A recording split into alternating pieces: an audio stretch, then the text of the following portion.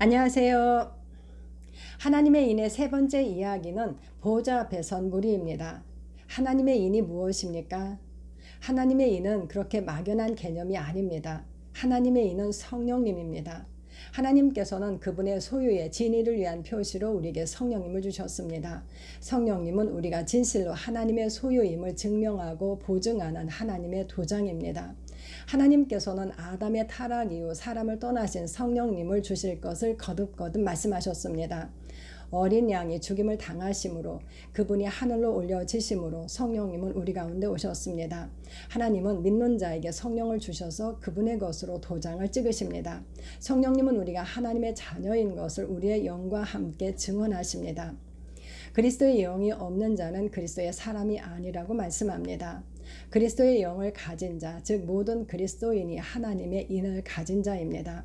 그 수가 상징적으로 14만 4천입니다. 이는 하나님께서 거하시는 예루살렘 성 전체의 수입니다. 오늘은 그들은 어떻게 보호자 앞에 설 수 있게 되었는가, 그리고 그들은 그곳에서 무엇을 하는가를 말씀하는 내용을 살펴보도록 하겠습니다. 계시록 7장 9절입니다. 이일 후에 내가 보니 각 나라와 족속과 백성과 방언에서 아무도 능히 셀 수 없는 큰 무리가 나와 흰 옷을 입고 손에 종려 가지를 들고 보호자 앞과 어린 양 앞에 서서, 이제 요한은 각 나라와 족속과 백성과 방언에서 아무도 능히 셀 수 없는 무리가 흰 옷을 입고 손에 종려 가지를 들고 보호자 앞과 어린 양 앞에 선 것을 봅니다. 이들은 누구입니까? 이 말씀은 2일 후에로 시작되었습니다. 2일 후, 즉 천사가 하나님의 종들의 이마에 인을 칠 것을 말하고 요한이 인침받은 자의 수를 들은 다음입니다. 하나님의 종들의 이마에 인을 칠 것인데 그들의 수는 14만 4천입니다. 그런 다음 보니 아무도 능히 셀 수 없는 큰 무리가 보호자 앞에 서 있습니다. 이는 그가 들은 대상들의 모습입니다. 그들은 그가 들은 하나님의 인침을 받은 하나님의 종들이며 14만 4천입니다. 앞의 영상에서도 14만 4천도 어린 양의 안에 새 예루살렘 성 전체의 상징적 수로 무한수라고 하였습니다. 그들은 영적인 이스라엘입니다. 아브라함에게 하늘의 별과 같고 바닷가의 모래와 같은 자손을 약속하신 하나님께서 그 언약을 이루셨습니다. 아무도 능히 셀 수 없는 큰 무리, 즉 하나님의 인침을 받은 14만 4천이 하나님 보호자 앞과 어린 양 앞에 흰옷을 입고 손에 종려가지를 들고 서 있습니다. 그렇다면 그들은 어떻게 보호자 앞에 설 수 있게 되었습니까? 24장로 중 한 사람이 요한에게 말합니다. 이는 환란에서 나오는 자들인데 어린 양의 피에 그 옷을 씻어 희게 하였느니라. 계시록 7장 14절. 먼저 그들은 어떻게 흰옷을 입었는가를 말합니다. 그들은 어린 양의 피에 그 옷을 씻어 희게 하였습니다. 오직 어린 양의 피가 그 옷을 희게 합니다. 그는 이어서 말합니다. 15절입니다.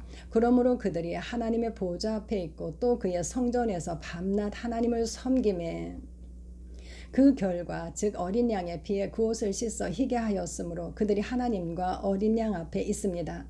이 말씀은 어떻게 그들이 보호자 앞에 있게 되었는가를 설명하는 말씀입니다. 그들은 어린 양의 피에 그 옷을 씻어 희게 하였으므로 보호자 앞에 있습니다. 9절에서도 그들은 흰옷을 입었다고 말씀하였습니다. 흰옷은 성도들의 의를 상징합니다. 계시록 19장 8절.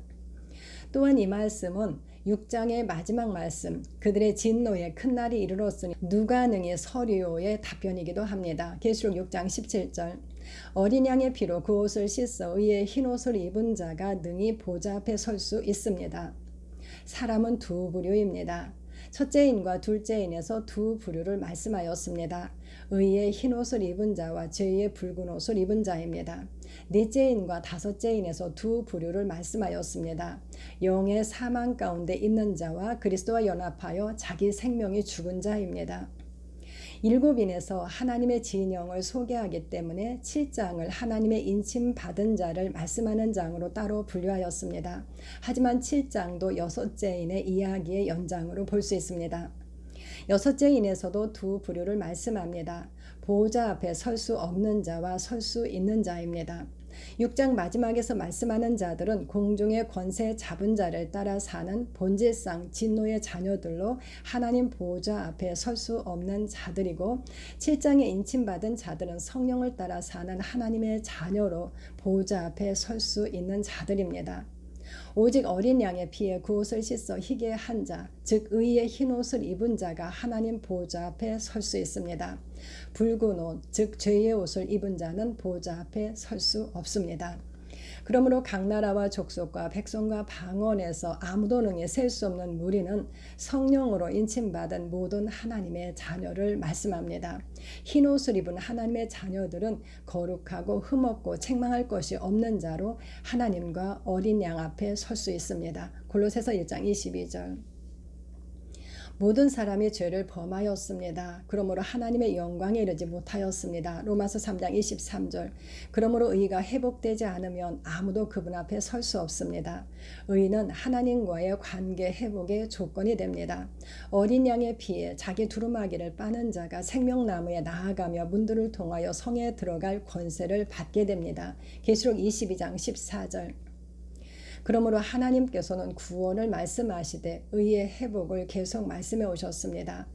계시록에는 흰옷이 성도들과 관련하여 약 11회 정도 사용되었습니다. 그만큼 의는 우리에게 중요한 개념입니다. 의의 의미와 조건, 그리고 의의 종류 등 전반적인 의에 대한 말씀은 흰옷과 생명책의 이름을 참조하시기 바랍니다. 우리 중 어떤 사람들은 우리를 정결하게 하여 하나님 앞에 서게 하는 그리스도의 피를 과소평가합니다. 어린 양의 피를 믿는 믿음 외에 우리의 행실로 무언가 더해야 한다고 생각합니다. 예표인 이스라엘은 어떻게 정결함을 얻었습니까? 율법을 지켜서입니까? 아닙니다. 그들은 아무도 그 멍에를 매지 못했습니다. 성경은 염소와 황소의 피와 및 암송아지의 죄를 부정한 자에게 뿌려 그 육체를 정결하게 하여 거룩함을 얻었다고 말씀합니다. 히브리서 9장 13절. 동물의 피가 그들의 육체를 정결하게 하고 거룩하게 했습니다. 히브리서의 말씀은 이렇게 이어집니다. 히브리서 9장 14절.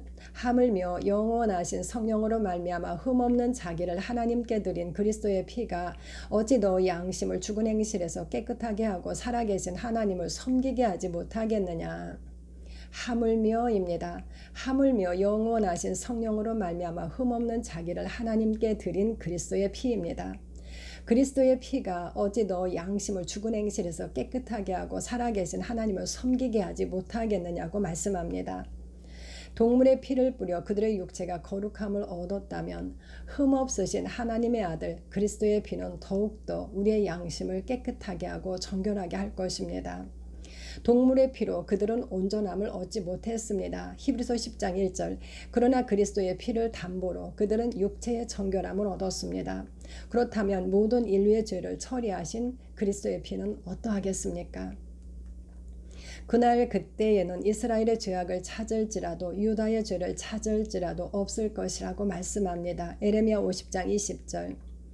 예수 그리스도의 몸을 단번에 들이심으로 우리는 거룩함을 얻었다고 말씀합니다. 히브리서 10장 10절. 그렇게 거룩하게 된 자들을 한 번의 제사로 영원히 온전하게 하셨다고 말씀합니다. 히브리서 10장 14절. 하나님께서는 더 이상 죄를 기억하지 않으십니다. 그러므로 더 이상의 제사를 드릴 것이 없다고 말씀합니다. 히브리서 10장 18절. 어린 양의 피로 그 옷을 씻어 우리는 하나님의 의로 의로워졌습니다. 그런데 거기에 우리의 무엇이 더 필요하겠습니까? 선한 행위입니까? 죄는 선한 행위를 요구하지 않습니다. 죄의 값은 사망입니다. 그러므로 피 흘림이 없으면 죄사함도 없다고 말씀합니다. 히브리서 9장 22절. 그래서 그리스도께서 피를 흘리셨습니다. 생명은 피에 있으므로 피가 죄를 속한다고 말씀합니다. 레위기 17장 11절. 예수님은 우리를 위하여 새로운 살 길을 열어놓으셨습니다. 우리는 예수님의 피를 힘입어 그 길을 통하여 성소에 들어갈 담력을 얻었습니다. 그러므로 참마음과 온전한 믿음으로 하나님께 나아갈 수 있게 되었습니다. 오직 어린 양의 피가 우리의 더러워진 옷을 희게 하여 하나님 보좌 앞에 설 수 있게 합니다. 그렇다면 그들은 그곳에서 무엇을 합니까? 그들은 손에 종려가지를 들고 구원하심이 보좌에 앉으신 우리 하나님과 어린 양에게 있도다라고 큰 소리로 외칩니다. 하나님께서 주신 구원을 노래합니다. 15절은 또한 그들은 그의 성전에서 밤낮 하나님을 섬긴다고 말씀합니다.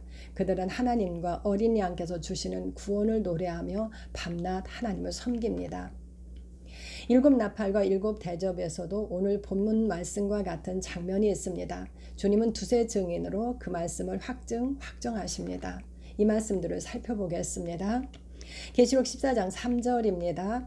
그들이 보좌 앞과 네 생물과 장로들 앞에서 새 노래를 부르니 땅에서 속량함을 받은 14만 4천 밖에는 능히 이 노래를 배울 자가 없더라.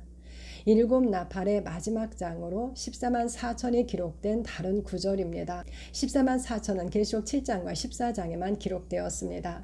그들 즉 14만 4천이 보좌 앞과 네 생물과 장로들 사이에서 새 노래를 부릅니다. 새 노래가 무엇입니까?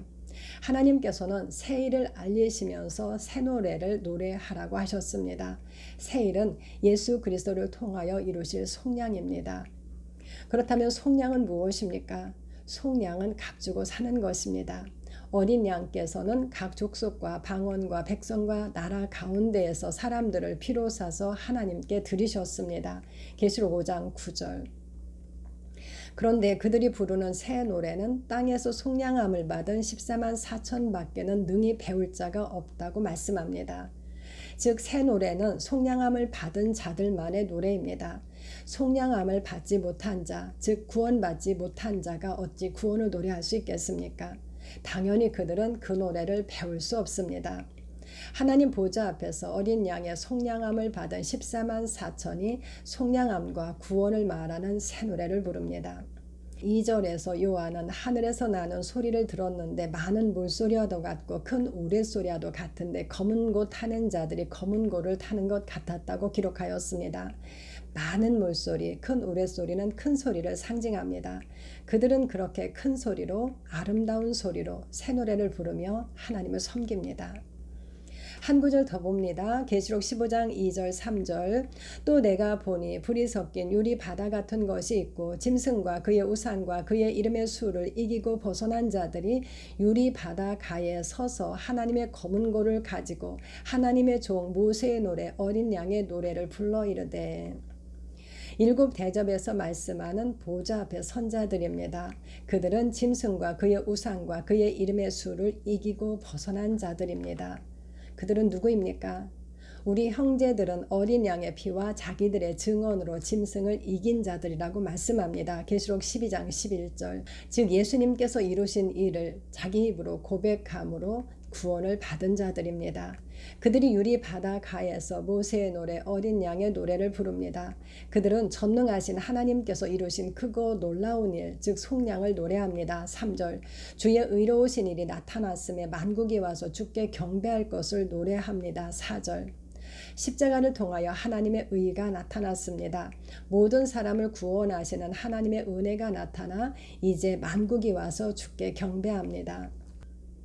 아무라도 능히 셀 수 없는 무리가 보좌 앞에 서서 14만 4천이 보좌 앞에 서서 짐승을 이긴 자들이 보좌 앞에 서서 새 노래를 모세의 노래 어린 양의 노래를 구원을 노래합니다. 모두 같은 장면입니다. 성령으로 인침받은 성도들이 보좌 앞에서 어린 양을 통해 하나님께서 이루신 속량을 노래하는 장면들입니다. 구원하심은 보좌에 앉으신 우리 하나님과 어린 양께 있습니다. 그렇다면 하나님 보좌 앞에 서서 구원을 노래하는 이 일이 언제 있을 일이라고 생각하십니까? 이 장면들이 휴거 후의 모습이라고 생각하십니까? 그렇다면 새 노래를 그들 외에는 능히 배울 자가 없다는 말씀을 할 필요가 없을 것입니다. 그때 그들은 모두 속량함을 받은 자들일 것이기 때문입니다. 하나님의 생명으로 시온에서 난 자는 현재 시온에 있습니다. 우리는 영으로 이미 그곳에 있습니다. 우리는 그리스도 안에서 그를 믿음으로 말미암아 담대함과 확신을 가지고 하나님께 나아감을 얻었습니다. 에베소서 3장 12절.